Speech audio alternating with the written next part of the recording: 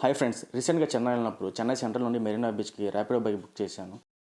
అన్న lunch time అయింది కదా, మెరీనా బీచ్ దగ్గర ఫుడ్ ఎక్కడ బాగుంటుందని చెప్పి అడిగా.